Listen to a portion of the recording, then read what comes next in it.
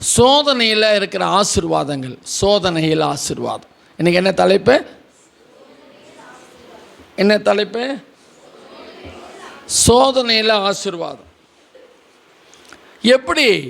இங்கே பாருங்கள், ஒரு நல்ல ஆவிக்குரிய தகப்பன் யாக்கோபு என்கிற ஒரு நல்ல great leader, is one of the bishop of the disciples. வாழ்ந்த காலங்களில் சீஷர்கள் வாழ்ந்த காலங்களில் யாக்கோபு தான் பிஷப்புன்னு சொல்கிறாங்க. அவர் தான் அங்கே பெரிய பிரச்சனையை தீர்த்து வைக்கிறார். பெரிய பிரச்சனை என்ன பண்ணுறாருங்க அவர்கிட்ட ஒரு பெரிய பிரச்சனை வரும்போது அவர் தான் தீர்த்து வைக்கிறார். அந்த யாக்கோபு கர்த்தருடைய பிள்ளைகளுக்கு எழுதும்போது இப்படிப்பட்ட வசனங்களை சொல்லி எழுதுகிறார். யாக்கோபு எழுதின சுவிசேஷம் நிருபம் 1ஆம் அதிகாரம் 2வது வசனத்தையும் 3வது வசனத்தையும் வாசியுங்கள்.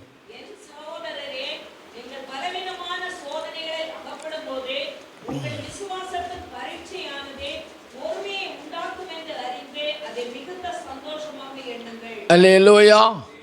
ஏதோ வாக்குத்தத்த வசனத்தை கொடுத்துட்டு ரொம்ப ஹாப்பியாக இருங்க, கர்த்தர் இதை செய்வார் அப்படின்னு சொல்கிற மாதிரிலாம் இருக்குது. இது அப்படியா இருக்கு? எப்போ நீங்கள் சந்தோஷமாக இருக்கணுமா? எங்க சொல்லு ஜீவா, சத்தமாக சொல்லுமா. முடியுமாடாது? அது முடியுமா தீமோத்தே பிரதர்? முடியுமா? முடியாது. யாருக்கு முடியும்? யாருக்கு முடியும்? பேதுருவை போன்றவர்களுக்கு முடியும். அடி மேல் அடி வாங்கினாலும் அதை சந்தோஷமாக ஏற்றுக்கொண்டு இதை விட அதிகமாக இயேசுவை பிரசங்கித்தார்கள். யாருக்கு முடியும்? பேதுருவை போன்ற கிறிஸ்தவர்களுக்கு முடியும். யூதாஸ் காரியத்தை போன்ற கிறிஸ்தவர்களுக்கு அது முடியாது.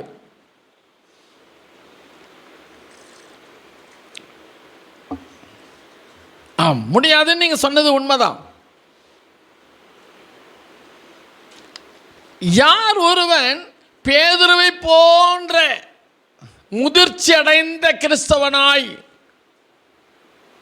வளருகிறானோ அவங்களுக்கு இது முடியும்.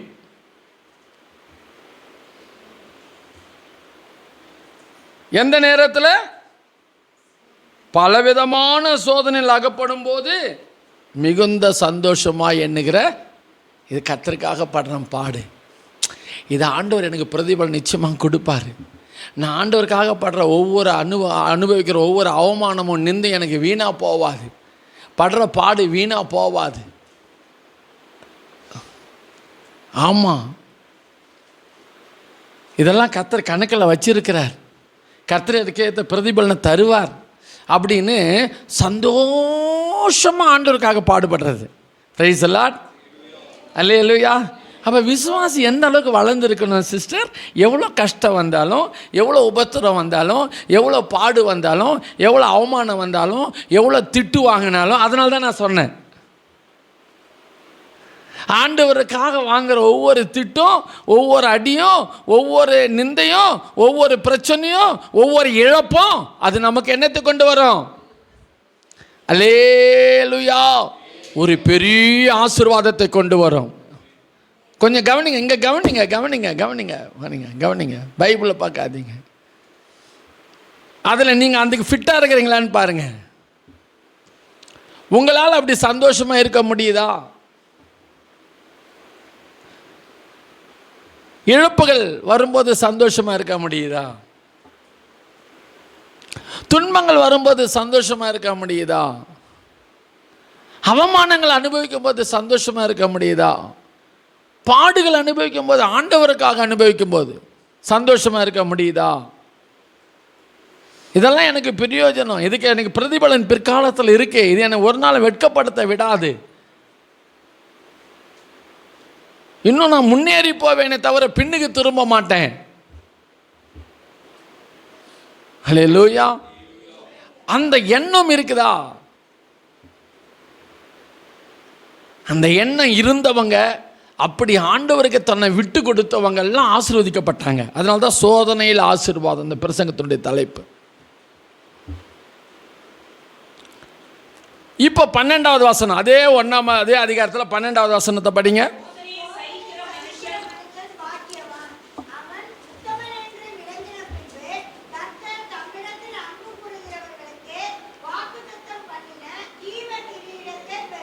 அல்லேலூயா. நல்லா என்ன கவனிங்க, நான் சொல்கிறேன் கவனிங்க. அந்த வசனம் என்ன அழகா சொல்லுது, நான் இன்னொரு முறை படிக்கட்டுமா? சோதனையை சகிக்கிற மனுஷன் பாக்கியவான்.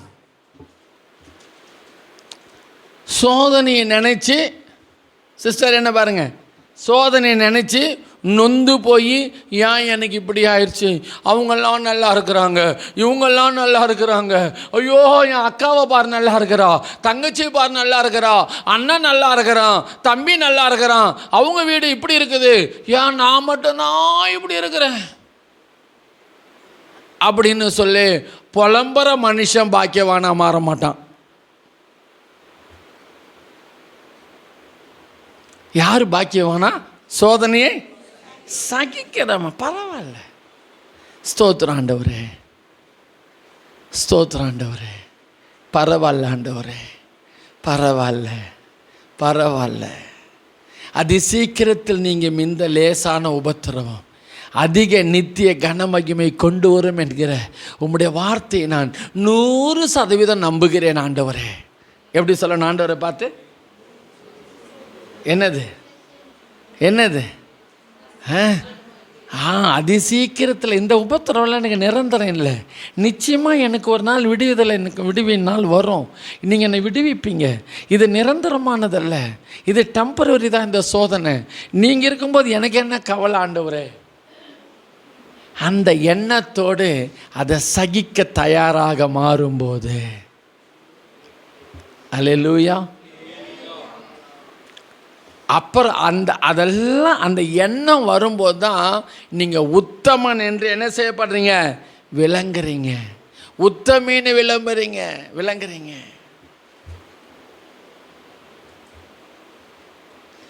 ஆமாம், அந்த நேரத்தில் உன் இருதயம் எப்படி இருக்கிறது? சோதனை வரும்போது தேவன் மேலே விசுவாசம் எவ்வளவு இருக்கிறது? தேவனை நாம் எந்த அளவுக்கு நம்புகிறோம்? தேவனை எந்த அளவுக்கு பிடித்து கொள்ளுகிறோம்? எந்த அளவுக்கு அதை நம்ம ஒப்பு கொடுக்கிறோம்? அந்த நேரத்தில் நம்முடைய இருதயம் வியாகுலப்படுகிறதா, இல்லை கர்த்தர் மேல் இருக்கிற நம்பிக்கையில் சந்தோஷப்படுகிறதா? அல்லேலூயா. அந்த இடத்துல அந்த இருதயத்தை ஆராய்ந்து பார்க்கிற கர்த்தர் அங்கே வந்து நிற்பார். நீ உத்தமனாக விளங்கணும்னா, உத்தமையாக விளங்கணும்னா, அந்த நேரத்தில் அந்த உபத்திரவத்தை பார்த்த உடனே என்ன செய்யணும் தெரியுமா? சந்தோஷப்படணும்.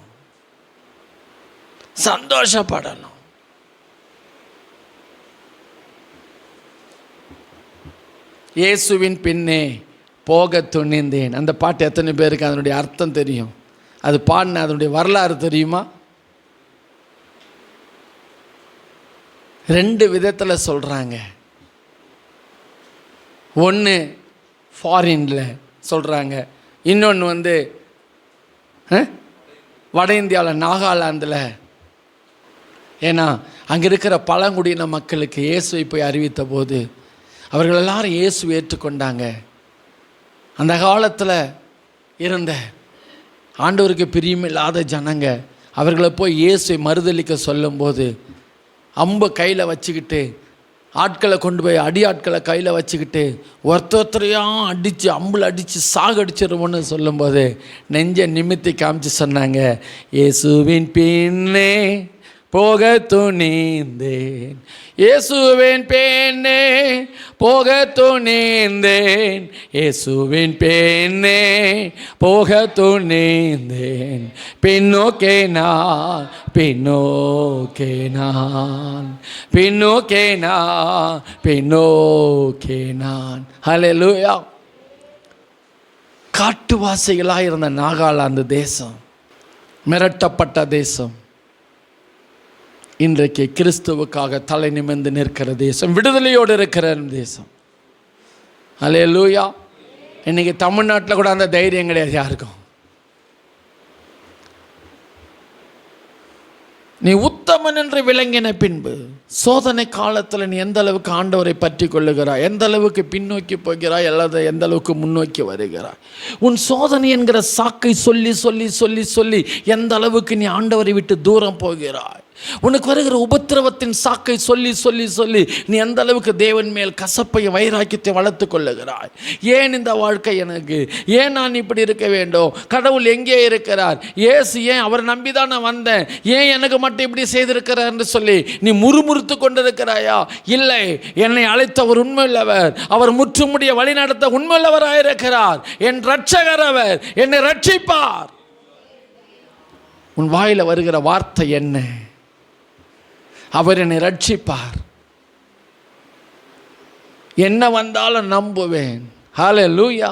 யார் கைவிட்டாலும் பின் செல்வேன் என்று சொல்லி அவரோடு அதிகமாக, இன்னும் அவரோடு அதிகமாக ஐக்கியம் வைக்கிறாயா, அல்லது சோர்ந்து போய் பின்னுக்கு போய் கொண்டிருக்கிறாயா?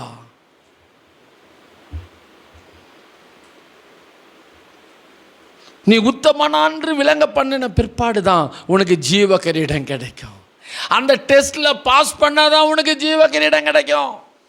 ஜீவ கிரீடம் என்பது எதை காண்பிக்கிறது? ஜீவன் என்று சொன்னால் நித்திய வாழ்வு. ஹல்லேலூயா. இந்த உலகத்தில் வாழும்போது உனக்கு ஒரு நிரந்தரமான ஆசீர்வாதம் உண்டு. அதான் ஜீவ கிரீடம், லைஃப் த்ரோன். ஹல்லேலூயா. ஜீவ கிரீடம். ஜீவ கிரீடம் என்பது எதை காண்பிக்கிறது? அது உயர்வை காண்பிக்கிறது. கிரீடத்தை என்ன பண்ணுவாங்க? ஒரு ஒரு தனி ரூம்ல கொண்டு போய் தானே உங்க தலையில கிரீடத்தை வைப்பாங்க. எல்லாரையும் கூப்பிட்டு தனியா ஸ்டேஜ் போட்டு, இல்லைங்களா? எதை காண்பிக்கிறது? வாழ்க்கையில உயர்வை காண்பிக்கிறது. உயர்வை காண்பிக்கிறது, ஆசீர்வாதத்தை காண்பிக்கிறது. எப்பொழுது? சோதனையை சகிக்கிற மனுஷன் அவன் சகித்து சகித்து சகித்து சகித்து அதில் அவன் உத்தமன் என்று விளங்கின பிற்பாடு. சோதனையை பார்த்த உடனே ஓடுறவன் இல்லை, பிரச்சனையை பார்த்த உடனே ஓடுறவன் இல்லை, ஐயோ வேண்டாம் ஓடுறவன் இல்லை. ஹல்லேலூயா. ஹல்லேலூயா. முந்தைய காலங்களிலெல்லாம் மிலிட்ரியில் சேர்ந்த உடனே மாதம் மாதம் ட்ரைனிங்கில் இருக்கும்போதே சம்பளத்தை வீட்டுக்கு அனுப்புவாங்க.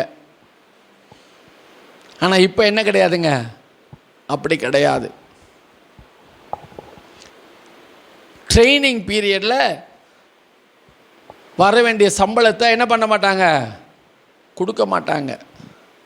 அவங்க ட்ரைனிங் முடிந்த உடனே அத்தனை சம்பளத்தை என்ன செய்வாங்க, 6 மாதம்னா 6 மாதத்துக்கு உண்டான சம்பளத்தை ஒரே நேரத்தில் ட்ரைனிங் முடித்தா தான் கொடுப்பாங்க. இப்போ ஏன் தெரியுமா? நீ ட்ரைனிங்லேயே பாதியில் ஓடிட்டன்னா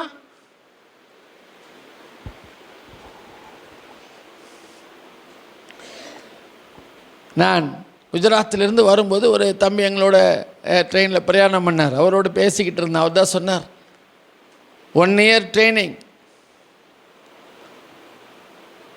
இந்த 1 இயரில் அந்த ட்ரைனிங் முடித்த பிற்பாடு தான் அவங்கள பர்மனெண்ட் பண்ணி அவங்களுக்கு ஒரு கிரேடு கொடுத்து அவங்கள என்ன செய்கிறாங்க, சம்பளமே ஸ்டார்ட் பண்ணுறாங்க கொடுக்கறதுக்கு. மொத்தமாக கொடுப்பாங்க. 12 மாத சம்பளத்தையும் ஒரே நேரத்தில் கொடுப்பாங்க. எப்போ அவன் உத்தமன் என்று விளங்கின பின்பே, ட்ரைனிங்கில் தாக்கு பிடிச்ச பிற்பாடு, உத்தமன் என்று விளங்கின பிற்பாடு, அந்த ட்ரைனிங்கில் நீ பாஸ் பண்ண பிற்பாடு உனக்கு ஜீவ கிரீடத்தை கர்த்தர் கொடுப்பார். ஹல்லேலூயா. சரி, சோதனை வருகிற வித காரணங்கள் எப்படியெல்லாம் சோதனை வரும், அது யாரெல்லாம் ஜெயிச்சாங்கன்னு ஒரு 7 காரியத்தை அப்படியே சொல்கிறேன். நீங்கள் எழுதிக்கிட்டாலும் எழுதிக்கொள்ளுங்க. முதல் சோதனை யாரால் வரும்னா பிசாசுனால வரும். யாரால் வரும்? யாருக்கு வந்தது? அது யோபுக்கு வந்தது, இயேசு கிறிஸ்துவுக்கும் வந்தது. முதல் எதிரி நமக்கு யாரு? பிசாசு தான். ஒன்று அழிச்சிடணும், ஒன்னெல்லாம் ஆக்கிடணும். உனக்கும் கடவுளுக்கும் இருக்கிற நம்பிக்கை முற்றிலும் அழிய பண்ணணும். நீ ஆண்டவரை தேடவே கூடாது. உன் வாயினால ஆண்டவரை நீ தூஷிக்க வைக்கிற வரையிலும் என்ன பண்ண மாட்டான் சிஸ்டர், உன்னை விட மாட்டான் சிஸ்டர். ட்ரை பண்ணிக்கிட்டே இருப்பான். இருக்கிறதெல்லாம் பிடிங்கிடுவான். கொஞ்சம் பிடுங்கினா அப்ப கூட இந்த யோபு அசையல. மறுபடியும் வந்த ஆண்டவர்கிட்ட மறுபடியும் வந்து நிற்கிறான். என்னடான்னா, அவனுக்கு உண்டானது தான் எடுத்தீங்க, இப்போ அவன் சரீரத்தை தொடுங்க. அடா பாவி, அடங்காதவனே, இவ்வளவும் அவனுக்கு உண்டானதெல்லாம் அழிச்சும் கூட இன்னும் அவனுக்கு திருப்தி வரல. பாருங்க, எவ்வளோ அழிச்சான், எவ்வளோ அழிச்சானுங்க. யோபு எழுந்தது எவ்வளோ சிஸ்டர்? யோபு 1ஆம் அதிகாரம். யோபு எழுந்தது எவ்வளவு? 7000 ஆடு, 3000 ஒட்டகம், 500 ஏர் மாடு, 500 கழுதை, திரளான பணிவிடைக்காரர்கள், 7 குமாரர், 3 குமாரத்திகள். பாருங்க, 100 ரூபாய் 200 ரூபாய் இழக்கலைங்க, 100 200 அழிக்கல, எல்லாத்தையும் அழிச்சிட்டாங்க. 7000 ஆடு அழிஞ்சு போச்சு. எத்தனை நாளில்? ஒரே நாளில் செத்து போச்சு. நடுத்தரில் வந்து நிற்கிறான். எங்கே வந்து நிற்கிறான்? எங்கே வந்து நிற்கிறான்? நடுத்தெருவில். இங்கே ஒரு பாஸ்டர் இருக்கிறார், கொஞ்சம் கவனிங்க, என்ன பாருங்க. கூடுவாஞ்சாரில் ஒரு பாஸ்டர் இருக்கிறார். அவங்க அப்பா அவர் ஒரு நல்ல ஊழியக்காரர். அந்த பாஸ்டரோட அப்பா அவர் என்ன பண்ணுறாரு, ஒரு வீட்டில் வாடகைக்கு இருந்தார். திடீர்னு வந்து நாளைக்கு காலையில் வீடை காலி பண்ணுங்கன்னு சொல்லியாச்சு. என்னைக்கு? நாளைக்கு காலையில். அட்வான்ஸ் கொடுக்க காசு கிடையாது. ஏழை ஊழியக்காரன், அட்வான்ஸ் கொடுக்க காசு கிடையாது. அவருக்கு 9 பிள்ளைங்க. எத்தனை பிள்ளைங்க? ஆமாம், 9 லைனாக கூப்பிட்டுக்குன்னு வீடை காலி பண்ணிட்டு ஒரு கவனிங்கம்மா, ஒரு மாட்டு வண்டி கூப்பிட்டார் காலையில். பா மாட்டு வண்டிக்காரங்க வா, பொருளெல்லாம் ஏற்று. எங்கேயா போனோம் கேட்பானா? மாட்டு வண்டிக்காரன் என்ன திரும்ப சொன்னார், எனக்கு எங்கே போகணுன்னு தெரில, போயினே இரு. என்னது எங்கே போகணுன்னு? ஆனால் வீடை பார்த்து அட்வான்ஸை கொடுத்து ஏதாவது வச்சுருந்தா தானே இந்த வீட்டுக்கு போகணுன்னு தெரியும். வீடும் பார்க்கல, வீட்டுக்கு அட்வான்ஸ் கொடுத்ததுக்கு காசு இல்லை, வாடகை ஒன்றும் கிடையாது. 9 பிள்ளைங்க லைனாக பின்னால் போகுது. இவருக்கு எங்கே போகிறேன்னு தெரில. ஆபிரகாம் தான் போகிற இடம் என்னதென்று. இதெல்லாம் பாருங்க, இது சின்ன சோதனையா பெரிய சோதனையா? நடுத்தெரு. எங்கப்பா போகிறது தெரிலப்பா. அந்த மாட்டு வண்டிக்காரன் ஏதோ நல்ல மனுஷன் போல இருக்குது, போயின்னே இருந்தான். இடையில ஒருத்தர் ஸ்கூட்டரில் வந்தார். யோ நில்லியா, மண்ணுவேலே நில்லியா, உன்னதான் தேடினுங்கிறேன், எங்கேயா போயின்னுக்கிற? என்னப்பா? என்னங்க பிரதர்? இன்றைக்கி ராத்திரி நாங்கள் அமெரிக்காவுக்கு போகிறோங்க குடும்பமாக. 1 வருஷம் இருக்க மாட்டோம் நாங்கள் வீட்டில். எங்கள் வீட்டை பார்த்துக்கணும். உன்னை தான் அதில் வைக்கலான்னு சொல்லிட்டு நான் உன்னை தேடி வந்து நிற்கிறேன். நீ எங்கே போய் நிற்கிற? ஜீவிக்கிறார், இயேசு ஜீவிக்கிறார், என்னுள்ளத்தில் அவர் ஜீவிக்கிறார், துன்பத்தில் எந்தன் துணையவரே, என்றென்றும் ஜீவிக்கிறார், ஜீவிக்கிறார், ஜீவிக்கிறார், என்னுள்ளத்தில் அவர் ஜீவிக்கிறார், துன்பத்தில் எந்தன் துணையவரே, என்றென்றும் ஜீவிக்கிறார். எங்கயா போற? வாயா, வா வீட்டுக்கு வா. ஐயா நான் ஒண்டி வர முடியாது, மாட்டு வண்டியில் திங்ஸ் இருக்குது, பசங்கள்லாம். ஓ அவங்களையும் கூட்டிகிட்டு வாயா. இந்த அவுட் ஹவுஸில் நீ ஃபுல்லாயிரு, இந்த அவுட் ஹவுஸில் நீ இரு. நாங்கள் அமெரிக்காவுக்கு போகிறோம். நம் இயேசு நல்லவர். அல்லேலூயா, அல்லேலூயா. நம் இயேசு யோபு எல்லாத்தையும் அழிச்சிட்டான். 5000 ஆடு, 7000 ஆடு போச்சு, 3000 ஒட்டகம் போச்சு, 500 ஏர் மாடு போச்சு, 500 கழுதை போச்சு, மிருகஜீவம் போச்சு, வேலைக்காரன் போயிட்டான், செல்லமாக வளர்த்த பிள்ளைங்கள்லாம் போச்சு. பாவி சைத்தான், போதுண்டா போக வேண்டியதானே. இவ்வளவும் ஆயிடுச்சுன்னு திருப்தி இல்லை பாருங்க அவனுக்கு. மறுபடியும் தேவ சந்நிதியில் வந்து நின்னான். இவ்வளவத்தையும் அழிச்சிட்டு வந்து நிற்கிறான். ஆண்டவர் பார்த்து அவனை கேட்டார், டே உனக்கு என்னதான் பிரச்சனை, உனக்கு இன்னும் இதான் முடிச்சுட்டு என்ன? இவ்வளோ அழிச்சு கூட அவன் இன்னும் உங்களை என்ன செய்யலை, தூஷிக்கலையே. அவனுக்கு நீங்கள் இவ்வளோ கஷ்டம் கொடுத்து கூட என்ன செய்யலாம், அவன் இன்னும் உங்களை தூஷிக்கலையே. இப்போ என்ன தான் பண்ணணுன்ற? அவன் உடம்புல கையை வைங்க.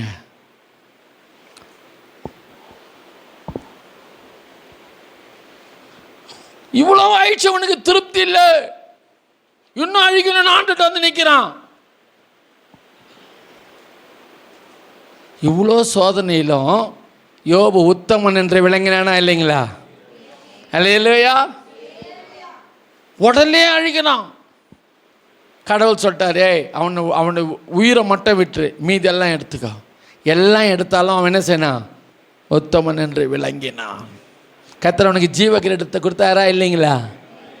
அல்லேலூயா, அல்லேலூயா. சோதனையை சகிக்கிறதுல ஒரு ஆசீர்வாதம் இருக்கா இல்லைங்களா? சோதனையை பார்த்து ஓடலாமா? ஆனால் ஒன்று, யாரு தெரியுமா இதெல்லாம் சகிக்க முடியும்? மெச்சூரிட்டி பீப்புள் தான் சகிக்க முடியும். இந்த அறவர விசுவாசெல்லாம் ஓடி போயிடுவான். அறவர விசுவாசி என்ன பண்ணுவான், ஓடி போயிடுவான். கொஞ்சம் ஆசீர்வாதம் வந்தாலும் ஓடிடுவான், கஷ்டம் வந்தாலும் ஓடிடுவான். யார் ஓடுவான்? நீங்கள் நல்ல அறக்குறை விசுவாசியா முழு விசுவாசியா? சிலருக்கெல்லாம் டவுட்டாக இருக்குது. ஒரு வாரம் டைம் கொடுங்க பாஸ்டர், அப்புறம் வந்து சொல்கிறேன். அறக்குறை விசுவாசியா முழு விசுவாசியா? அல்லேலூயா. ஆமாம், அப்போ நீங்கள் யோபு போல ஆசீர்வதிக்கப்படுவீங்க. Praise the Lord. அல்லேலூயா. யோசபாத்துன்னு ஒருத்தர் இருக்கிறான். எதிரிகள் மூலமாக வருகிற சோதனை. என்ன சோதனை? யார் மூலமா? சும்மா விடுவானா இவன்? இந்த யோசபாத் யாரு? யோபு போலவே ஒரு முதிர்ச்சி உள்ளவன். சின்ன வயசுல இருந்தே கர்த்தருக்கு பிரியமா நடக்கிறான். இவன் ராஜா. ராஜா எங்கன்னா போய் கர்த்தருக்கு பிரியமா நடக்க முடியுமா? வசதி வாய்ப்பு கொஞ்சம், இன்றைக்கி கொஞ்சம் வசதி வாய்ப்பு வந்துச்சுன்னா தலை காண முடிய மாட்டேங்குது. சாதாரண விசுவாசிக்கே தலை காண முடிய மாட்டேங்குது. அதில் கொஞ்சம் ஊழியக்காரன் ஆகிட்டான்னா 4 மேலே ஏற்றான்னா முடிஞ்சு போச்சு கதை. அவனுக்கு இன்னும் கொழுப்பு தலைகாணம் ஏறி போகுது. விசுவாசி அதுக்கு மேலே. இவன் ராஜாவாக இருக்கிறான், இவன் கர்த்தருக்கு பயந்து நடக்கிறவனாக இருக்கிறான். ஹல்லேலூயா, ஹல்லேலூயா. பாருங்க, ஒரு ராஜாவாக இருக்கிறவன் கர்த்தருக்கு பயந்து நடக்கிறதுனா அது எவ்வளோ பெரிய விஷயம். இப்போ இவனுக்கு எதிரிகள் வராங்க, 3 ராஜாக்கள் வந்துட்டாங்க. பயங்கர சோதனை,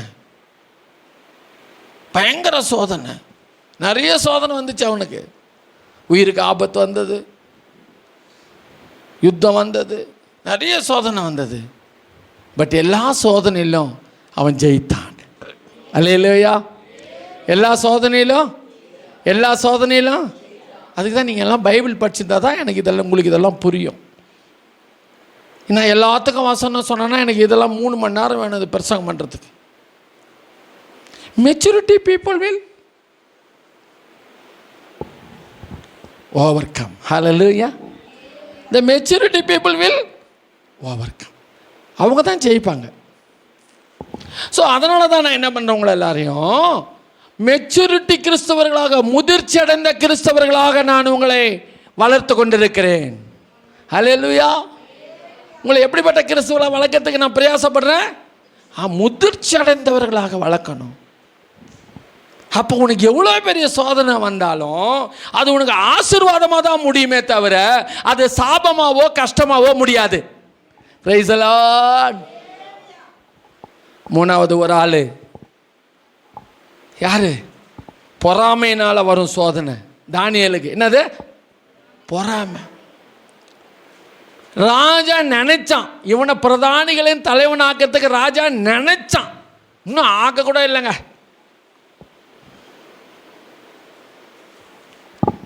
உடனே அங்க இருக்கிறவெல்லாம் கூட்டம் போட்டான்.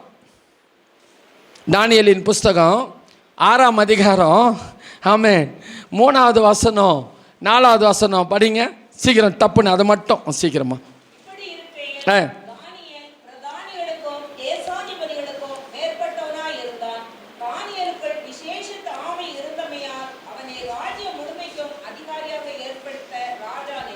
ஐயோ, ஜஸ்ட் நினைச்சான். இந்த விஷயம் லீக் அவுட் ஆயிடுச்சு. இந்த விஷயம் என்ன ஆயிடுச்சுங்க? வெளியில் தெரிஞ்சிடுச்சு. இப்போ இவன் மேலே பொறாமை உள்ள ஜனங்க எழும்பிட்டாங்க. அப்போது பிரதானிகளும், 4வது வசனம்,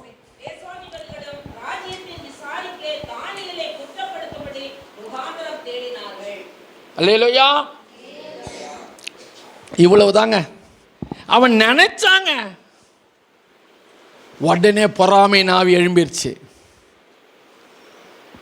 அவ்வளவுதான். அவன் மேலே எப்படியாவது ஒரு வீண் பழியை போட்டு அவனை அழிச்சிடணும்னு நினச்சிட்டாங்க. அவங்க போட்ட திட்டமும் பழிச்சுது, எல்லாம் நிறைவேறிச்சு. ஆனால் அவனை அழிக்க தான் முடியல. பிரைஸ் தி லார்ட், அல்லேலூயா. அந்த தனக்கு வந்த அந்த சோதனையில் தானியேல் என்ன செய்தான்? ஜெயித்தான்.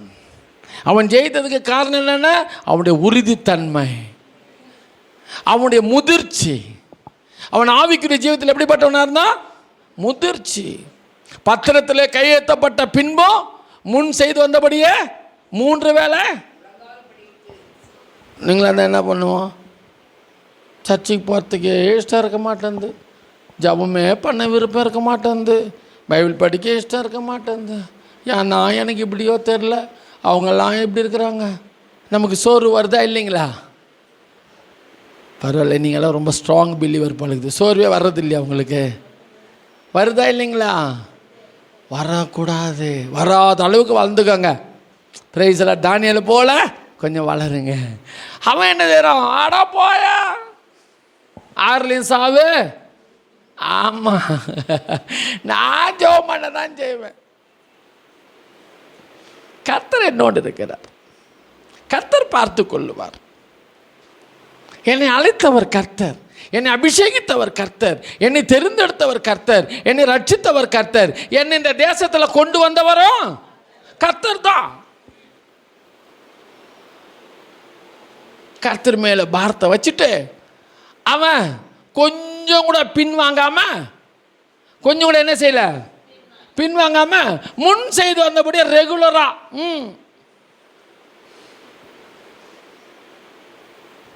அல்லேலூயா ஜெயிச்சானா? அல்லேலூயா. பொறாமையினால் வருகிற சோதனை. 4வது மாம்ச இச்சையினால் வருகிற சோதனை. எதனால? யாருக்கு? யோசேப்புக்கு மாம்ச இச்சை. ஆண்டவர் அவனுக்கு தரிசனம் கொடுத்துருக்கிறாரு. அழைக்கும் போது ஆண்டவர் என்ன சொல்லி அழைச்சாரு? அவனை, உன்னுடைய சகோதரர் எல்லாம் உன்னை வணங்குவாங்க, உன் தாய் தகப்பன்மார் உன்னை வணங்குவாங்க, ஆகையினால உன்னை மேன்மையாக வைப்பேன். இப்போ பிசாசுக்கு என்னன்னா, அந்த இடம் வரல இப்போ யோசேப்பு போகக்கூடாது. உனக்கு தெரியுமா உன்னை பிசாசு ஆளுகை செய்கிறான்னு உனக்கு தெரியுமா? உன்னை கர்த்தர் நேசித்து உன்னை இந்த சபையில் கொண்டு வந்து ஐக்கியத்தை கொடுத்து ஆண்டவர் உன்னை ரட்சித்து உன்னை உயர்த்துறதுக்காக உன்னை கர்த்தர் வேறு பிரித்து கொண்டாந்து வச்சிருக்கிறாரு. நீ அந்த லெவலுக்கு வந்துடக்கூடாது.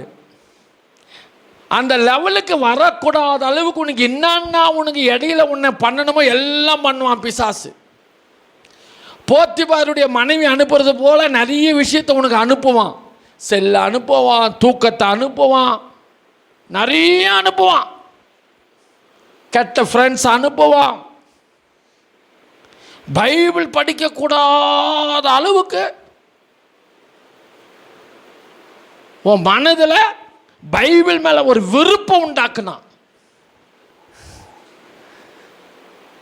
நல்லா ஒரு நாளைக்கு 16 மணி நேரம் வேலை செஞ்சவன். ஆனால் ஒரு நாளைக்கு குறைஞ்சது 1.5 மணி நேரம் ஜெபம் பண்ணாமல் இருக்க மாட்டேன். விசுவாசியாக இருக்கும்போது பைபிள் படிக்காமல் இருக்க மாட்டேன். இதுக்கு இடையில ஈவினிங்கில் விசிட்டிங் போகாமல் இருக்க மாட்டேன். எங்கள் ஊழியக்காரங்களை நான் என்ன பண்ணோம், நான் தான் விசிட்டிங் கூப்பிட்டு போனோம்.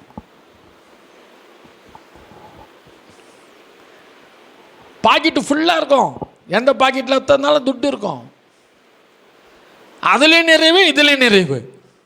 ஆமென். அதுலேயும் நிறைவு தான். யாருக்கிட்டையும் போய் ஒரு ஆள்கிட்ட கையேந்தது கிடையாது.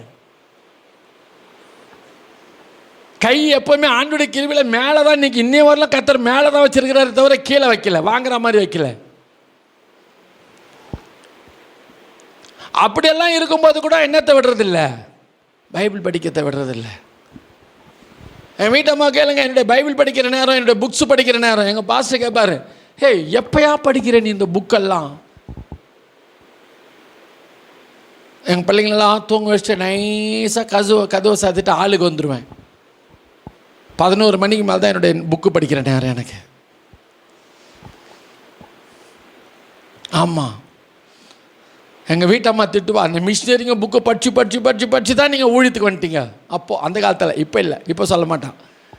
அப்போ ஊழியத்துக்கு போகலாம் வாமா அப்படின்னா எங்கள் வீட்டம்மா வரமாட்டேன்ட்டாங்க. இந்த ஊழியம் தொடங்கும்போது எனக்கு வேணாம், நான் வரல, நான் வரவே முடியாது ஊழியத்துக்கு, நீங்கள் வேணால் போங்க, வரமாட்டேன்ட்டாங்க. அப்போ இப்படியே திட்டுவா, இந்த புக்கை படித்து தான் நீங்கள் மிஷினரி புக்கை படித்து தான் அந்த ஊழியம் அலையிறீங்க. அல்லேலூயா. ரெண்டும் நிரம்பி இருந்துச்சு. அங்கேயும் பாக்கெட்டும் ஃபுல்லு, பேங்க்கில் அக்கௌண்ட்டில் காசு எப்போ நிறைய, வீட்டு தேவைகள் எல்லாம் ஃபுல்லு. இங்கே ஆவிக்குரிய ஜீவித்திலையும் ஒரு மீட்டிங் கட்டடிச்சது கிடையாது. மீட்டிங் கட்டடிகள் தான் கூட பரவாயில்லைங்க, டெய்லி சர்ச்சுக்கு போய் ஊழியக்காரர் விசிட்டிங் கூப்பிட்டு போனோங்க. கல்யாணம் ஆன பிற்பாடு கூட. அல்லேலூயா, அல்லேலூயா. எதையுமே கம்மி பண்ணல, கர்த்தர் ஆசீர்வதித்தார். இப்போ யோசேப்புக்கு ஆண்டவர் தரிசனம் கொடுத்துட்டாரு. டே நீ தாண்டா அவன் வீட்டில் டாப்பு. இப்போ பிசாசுக்கு என்ன பண்ண தெரியுமா, அவன் அந்த அளவுக்கு வளரக்கூடாதபடிக்கு அவனை தடுத்து இங்கே நிறுத்திடணும். போத்திபார் வீட்டோடு அவனை அரண்மனை வரல அவனை என்ன செய்யக்கூடாது, போக விடக்கூடாது. ஏன்னா அரண்மனைக்கு போயிட்டான்னா தேவ தரிசனம் நிறைவேறிடும். அவ்வளோ தூரம் இவனை டிராவல் பண்ண விடக்கூடாது. இதுக்கு இடையில எவனையாவது அனுப்பு, ஏதாவது அனுப்பு, வேலையை அனுப்பு, ஏதாவது ஒன்று அனுப்பு. அல்லேலூயா. அந்த சோதனையை அவன் என்ன செய்தான்? ஜெயித்தான். அதில் ஆசீர்வாதம் இருந்துச்சா இல்லையா? யோசேப்புக்கு ஆசீர்வாதம் வந்துச்சா இல்லையா? தானியலுக்கு ஆசீர்வாதம் வந்துச்சா இல்லையா? அல்லேலூயா. யோபுக்கு ஆசீர்வாதம் வந்துச்சா இல்லைங்களா? யோசபாத்துக்கு ஆசீர்வாதம் வந்துச்சா இல்லைங்களா? சோதனை ஆசீர்வாதத்தை கொண்டு வருகிறதா இல்லை அழிவை கொண்டு வருகிறதா? யாருக்கு? சோதனை யாரால சகிக்க முடியும்? நல்ல முதிர்ச்சி அடைந்த கர்த்தரை நல்லா புரிந்து கொண்ட விசுவாசியால தான் சோதனை சகிக்க முடியும்.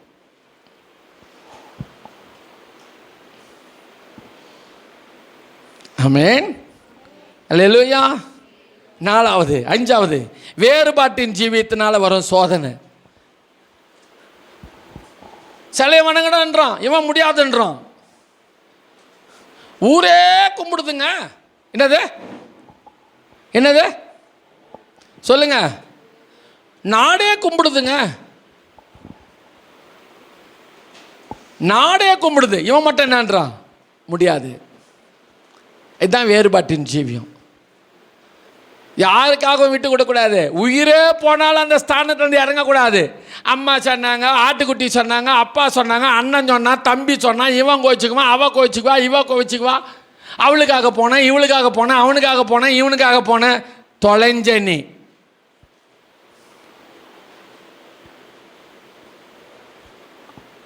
நெருப்பு அங்கே எரிஞ்சுக்கிட்டு இருக்குது. டே உயிர் போகண்டா. போன போது போயா என்ன போவோம்? எங்கள் பாஸ்டர் அடிக்கடி சொல்லுவார், எட்வர்ட் சார், மிஞ்சு போனால் உயிர் போவோம், அவள் தானேயா போயா. என்ன போவோம்? என்ன போயிட்டு போகுதுங்க?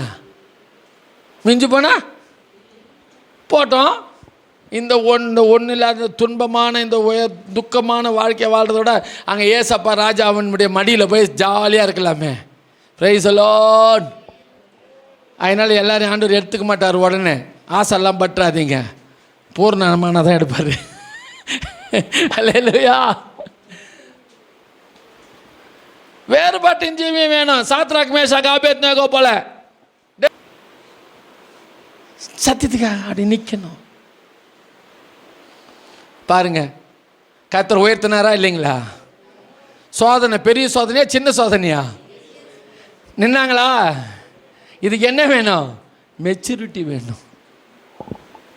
நீ நல்லா வளர்ந்துருக்கு, நல்லா வளர்ந்து விசுவாசியா நீ இருந்தால் தான் இதெல்லாம் சகிக்க முடியும். இல்லைன்னா ஐயோ நெருப்பு பக்கத்தில் இருக்கிற சொல்லுங்க, ஒரு மாதிரி தானே. ஆமாம், ஒரு வாரம் சர்ச்சுக்கு லீவு போட்டால் அப்படியே இவர் பாவி ஆகிட்டாராம். என்ன ஒரு வாரம் தானே, ஒரு முறை தானே, அப்புறம் பார்த்துக்கலாம். நிறைய பேர் சொல்லுவான், சொந்தக்காரன் சொல்லுவான், சொல்லியிருப்பான்.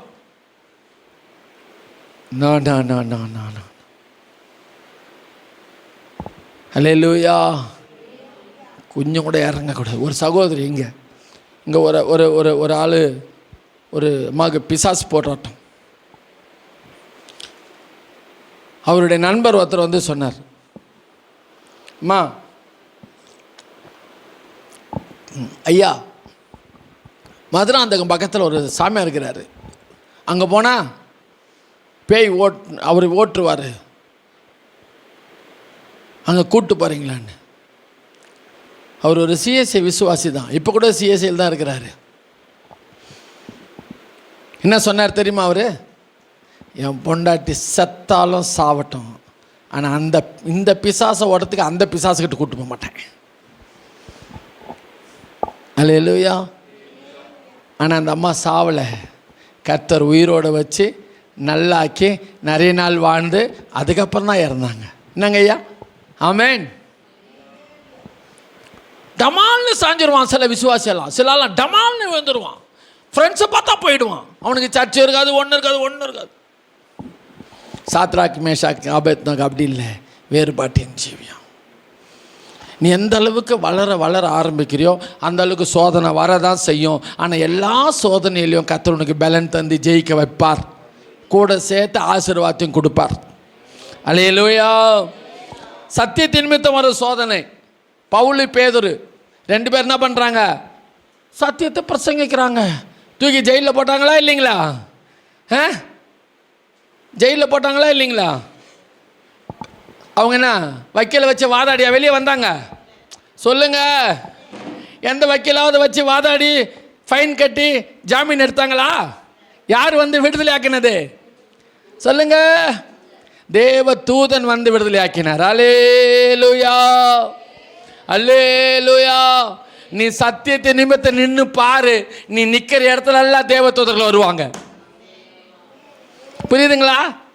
சத்தியத்துக்காக நில்லுங்க, கர்த்தருக்காக வைராக்கியமா நில்லுங்க, அங்க தேவ தூதர்கள் வருவாங்க. அல்லேலூயா. படிக்கும்போது அல்லேலூயாக்காரன்னு பேர். எனக்கு ஞானஸ்நானமே எடுக்கல நான். எனக்கு அல்லேலூயாக்காரன்னு பேர். ஞானஸ்நானம் எடுக்கிறதுக்கு முன்னாடி எங்கள் டைரக்டர் கூப்பிட்டாரு, டேய் நீ அல்லேலூயா கூட்டத்தை சேர்ந்தவன், உனக்கு இந்த இன்ஸ்டியூட்டில் இடம் கிடையாது, கார்பெண்டர் கோர்ஸுக்கு படிக்கிறதுக்காக. நான் அவருடைய மனசில் தைரியமாக, போயா என்ன உன் இன்ஸ்டியூட் மாதிரி பேசுகிற? ஆமாம், இது கர்த்தருடைய பிள்ளைகளுடைய இன்ஸ்டியூட். அல்லேலூயா. நீ பாரு, நீ நாளைக்கு எனக்கு கொடுப்ப சீட் அப்படின்னு சொல்லிட்டு நான் பாட்டு தைரியமாக வெளியே வந்து மனசில் நினச்சிக்கின்னு நேராக மாடிக்கு போனேன். டேங்க்கு கடியில் போய் எங்கள் டேங்க்கு, நான் ஒரு டேங்க் வச்சுருக்கிறேன் எங்கள் ஹாஸ்டலில், அதுக்கு போனால போய் ஜெபம் பண்ணேன். ஆண்டவரே என் சத்துருக்களுக்கு முன்பாக எனக்கு ஒரு பந்தி ஆயத்தப்படுத்துன்னு சொல்லி ஜெபம் பண்ணேன். அவ்வளோதான்.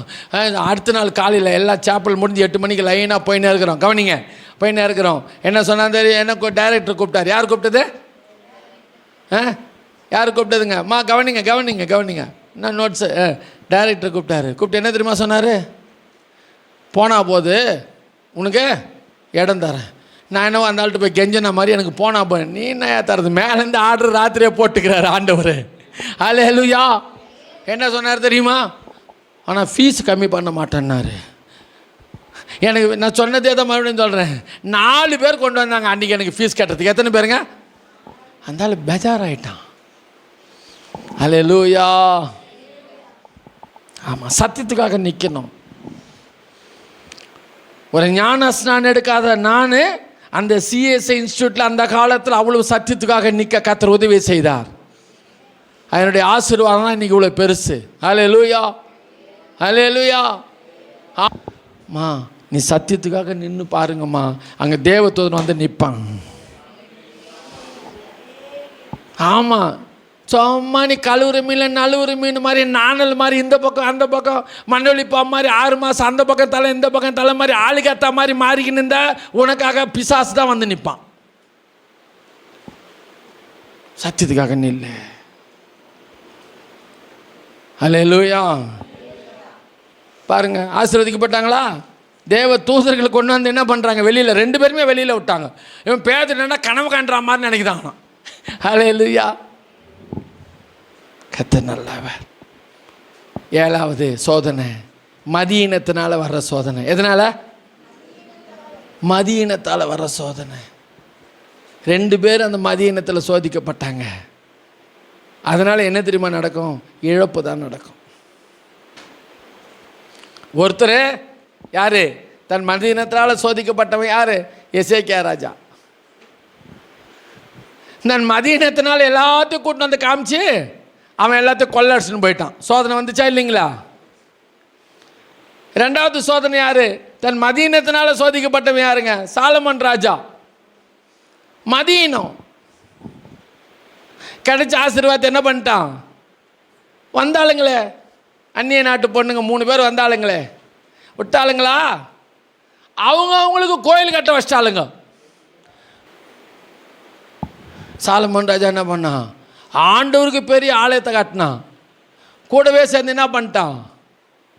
அவன் பொண்டாட்டி மாதிரி தெய்வத்துக்கும் ஆலயத்தை கட்டினான். கட்டினானா? பள்ளிட்டாங்களா? உன்னை எதுக்கு கூப்பிட்டாரு ஆண்டவர்? எல்லாம் ஒன்றுன்னு சொல்கிறதுக்காக கூப்பிட்டாரு. எம்மதமாக சம்மதனத்துக்காக கர்த்தர் ஒன்று கூப்பிட்டாரு. எங்கே போனாலும் போகிறதுக்கா? அல்லேலூயா. உன்னை அழைத்தது தெய்வத்துக்காக, தெய்வத்துக்காக நிற்கிறதுக்காக. தேவனுடைய ஆலயத்தை கட்டுறதுக்கு கூப்பிட்டா கொஞ்சம் அப்படியே வந்தோடனே பொண்டாட்டி பேச்சு கேட்டுக்கின்னு நிறைய பேர் புருஷன் பேச்சு கேட்டுக்கின்னு போவாங்க. பொண்டாட்டி பேச்சு கேட்டுக்கின்னு போவாங்க. நிறைய பேர் அம்மா அப்பா பேச்சை கேட்டுக்கின்னு போவான், சொந்தக்காரன் பேச்சை கேட்டுக்கின்னு போவான். இவங்கெல்லாம் இழப்பு தான். மதீனத்தினால் வருகிற சோதனைக்கு நம்ம இடம் கொடுக்கவே கூடாது. இது மேல் உள்ள மீதி 6 பேர் என்ன செய்யப்பட்டாங்க? ஆசீர்வதிக்கப்பட்டாங்க, கனம் பெற்றாங்க. யோபு ரெட்டிப்பான ஆசீர்வாதம். யோசபாத்து நல்ல ஜீவனோடு திரும்பி வந்தான். 11,60,000 போர் வீரர்களை வச்சுக்கிட்டு இருந்தான். நல்லா ஆசீர்வதிக்கப்பட்டான். தானியேல் சொல்லவே வேணாம், ராஜ்யம் முழுமைக்கு 2வது ஆளாக வந்தான். பிரைஸ் தி லார்ட், அல்லேலூயா. யோசேப்பு சொல்லவே வேணாம், உலகத்துக்கே படி அளந்தான், குடும்பத்துக்கும் ஆசீர்வாதமாக இருந்தான். ஆமென். சாத்ராக் மேஷாக் ஆபேத்நேகோ அவங்க உயர்த்தப்பட்டாங்க. பவுல் சீலாவும் ஆமாம், எந்த ஒரு மனுஷனுடைய தயவும் இல்லாமல் தேவ தூதர்களே வந்து அவங்க விடுதலை ஆக்கி கொண்டு வந்தாங்க. அந்த பரிபூர்ணமான விடுதலை உங்களுடைய வாழ்க்கையில் வேணுமா? அப்போ முதல்ல என்னவா மாறணும்? முதிர்ச்சியுள்ள விசுவாசியாக மாறணும். என்னவா மாறணும்? நான் சொன்னவங்கெல்லாம் யார்? நல்ல முதிர்ச்சி அடைந்தவங்க. அவங்களுடைய வாழ்க்கையில் வந்து ஆசீர்வாதங்கள் இன்னே வரலும் நிற்கிது. ஹல்லேலூயா. சோதனையை பார்த்து பயப்படாதீங்க, சோதனை பார்த்து சோர்ந்து போகாதீங்க, சோதனை பார்த்து கலங்காதீங்க. சோதனை சகிக்கிற மனுஷன் அவன் உத்தமன் என்று விளங்கின பின்பாடு கண்டிப்பாக கிடைக்கும். அவங்களுக்கு கிடைச்சது நமக்கும் கிடைக்கும். கண்களை மூடி கர்த்தரை நோக்கி பார்க்கலாம். தகப்பனே உமக்கு ஸ்தோத்திரம்ப்பா. Thank you Lord. ஹல்லேலூயா. உமக்கு நன்றி செலுத்துகிறோம்.